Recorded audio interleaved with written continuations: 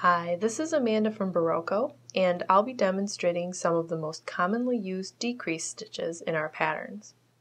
The yarn I'm using is Berroco Vintage. In this video, I'll be covering knit 2 together through the back loop, purl 2 together, purl 3 together, and purl 2 together through the back loop. Knit 2 together through the back loop is abbreviated as K2 Tog TBL. Knitting through the back loop will twist the stitch. When you're knitting through just one stitch through the back loop, this is the way that you insert your needle into the stitch, going into the back leg of it. So if you're going to knit 2 together through the back loop, you will go ahead and insert your needle into the next 2 stitches in the back loop, just like that. And then you can go ahead and knit it as you normally would.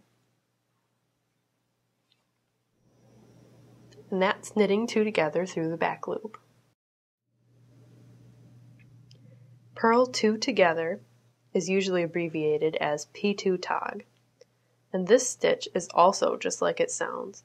Instead of purling into just one stitch, like you normally would, you insert your needle into the next 2 stitches, as if to purl.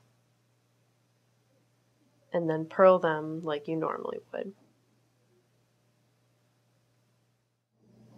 Purl 3 together is abbreviated as P3 Tog, and it's the same as a purl 2 together, except that you are decreasing 2 stitches instead of 1.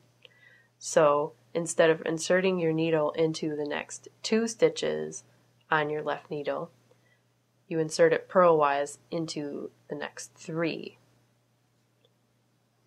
And then you purl them as you normally would. And 2 stitches have been decreased. Purl 2 together through the back loop is abbreviated as P2 Tog TBL. And this stitch is similar to purling 2 together, except that you do it through the back loops. It feels a little bit awkward, but the result is that the stitch will slant in the opposite direction of a purl 2 together. The first step is to slip your next 2 stitches knitwise to your right needle, then transfer them back to your left needle. And now you can see that they're twisted so that the left leg of each stitch is on the front side of the needle.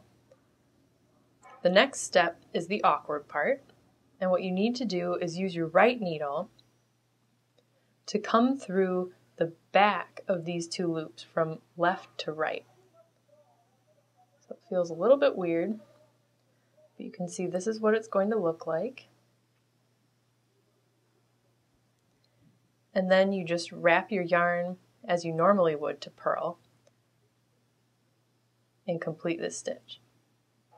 And the result is a decrease that slants in the opposite direction of a purl 2 together.